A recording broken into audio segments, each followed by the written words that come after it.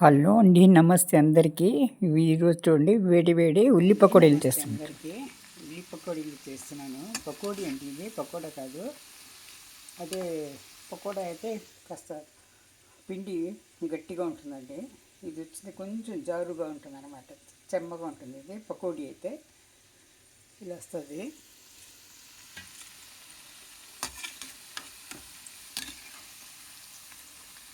కొంత golden colour వస్తే అప్పుడు తీసేయాలి. ఉల్లిపాయ పకోడీ అండి ఇది.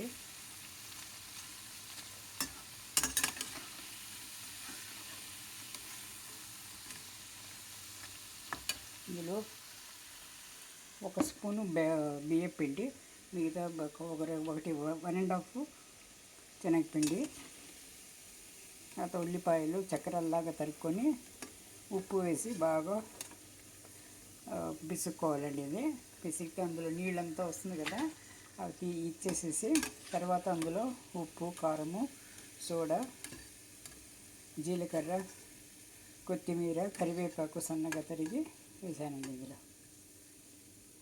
ఇప్పుడు ఇలా ఎర్రగా వచ్చింది కదా, ఇలా ఈ టైంలో తీసేయాలి. మరి ఎక్కువగా పెట్టకూడదు, మాడిపోయి బాగోదు. సెకండ్ వై వేస్తున్నాను చూడండి. ఇలా చెమ్మగా ఉంటుందన్నమాట పకోడీ అయితే.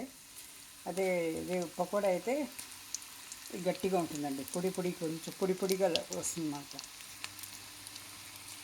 ఇలా వేసుకోవాలి. అయితే ఇలా వేసుకొని ముద్దగా వేసుకోకూడదండి, ఇలా వేసుకోవాలి.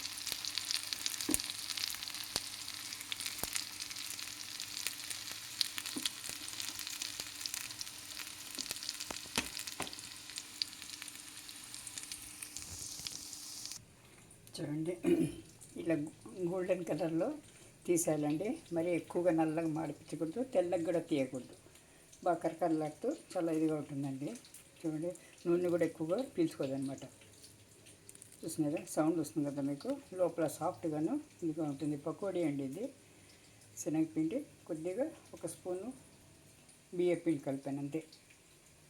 ఇంకా వేయాల్సిన దినుసులన్నీ కరివేపాకు, పచ్చిమిర్చి, కొత్తిమీర, జీలకర్ర అంతా వేసాను అన్నమాట. కొద్దిగా సోడా అయితే వేసాను.